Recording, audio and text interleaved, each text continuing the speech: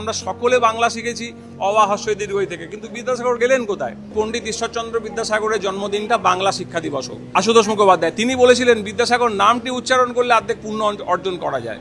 আজকে দেখুন, আমি আমার নিজের স্বার্থের জন্য এখানে আসিনি। আমি আজকে এসেছিলাম পণ্ডিত ঈশ্বরচন্দ্র বিদ্যাসাগরের জন্য। সঙ্গে করে নিয়ে এসেছিলাম বীরসিংহ গ্রামের তৈরি মাটির একটা মূর্তি। এটা 3565তম মূর্তি আমি সঙ্গে করে নিয়ে এসেছিলাম। সিকিউরিটি চেক করে উপরে গেছিলাম। আমার একটা চিঠি ছিল, তাতে বলা ছিল যে পণ্ডিত ঈশ্বরচন্দ্র বিদ্যাসাগরের জন্মদিনটা বাংলা শিক্ষা দিবস হোক, বেঙ্গলি এডুকেশন ডে হোক। তার কারণ আমরা সকলে বাংলা শিখেছি অবা হ্রস্বই দীর্ঘই থেকে, কিন্তু বিদ্যাসাগর গেলেন কোথায়?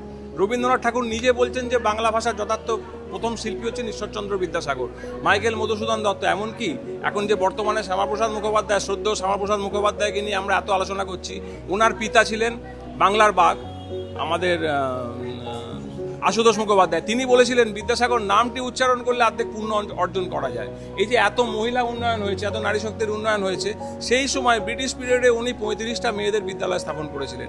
আজকে পুরো এডুকেশন সিস্টেমটা দাঁড়িয়ে আছে ওনার তৈরি করা সিস্টেমের ওপর।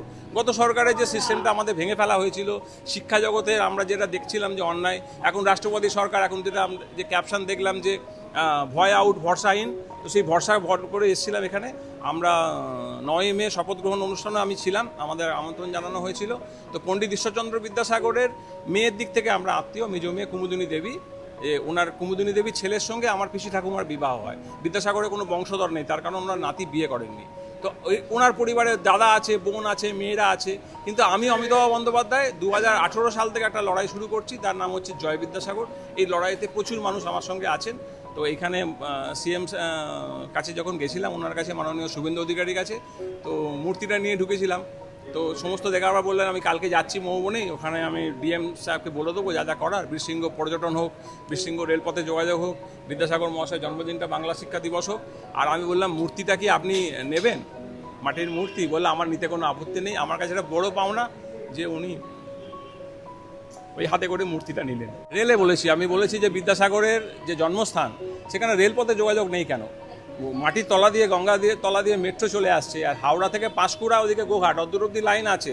শুধু ওই মধ্যিখান দিয়ে দাসপুর হয়ে, বীরসিং হয়ে, ক্ষীরপাই হয়ে রেল লাইনটা জুড়ে দিলেই তো বিদ্যাসাগরের বাড়ি আমরা ট্রেনে করে পৌঁছতে পারি, কিন্তু যেতে পারি না। যেমনি দেখুন বাস সিস্টেম যেগুলো আছে, সিংহডাঙ্গা মোড় থেকে বাসগুলো চন্দ্রকোনা যাচ্ছে, চন্দ্রকোনা থেকে ঘাটাল আসছে। 6 কিলোমিটার যদি ভেতরে একটু ঢোকে, তাহলে বিদ্যাসাগর মহাশয় বাড়িটাও তো বাসটা ঘুরে আসতে পারে। 6 কিলোমিটারে ঘোরার জন্য একটা বাসের কত ডিজেল খরচা হতে পারে? কিন্তু আমরা বলতে পারবো ওখানে একটা বাস স্ট্যান্ডও আছে, সবই। সেটাকে কিন্তু এখন যদি নতুন করে কেউ চিন্তাভাবনা করে, আর বিশেষ করে মহিলা যারা আছেন তাদেরকে বলবো যে আপনাদের তো শিক্ষা দীক্ষাটা হতো না যদি না বিদ্যাসাগর মশাই নারী শিক্ষাটা শুরু করতেন। তো আপনারা এগিয়ে আসুন।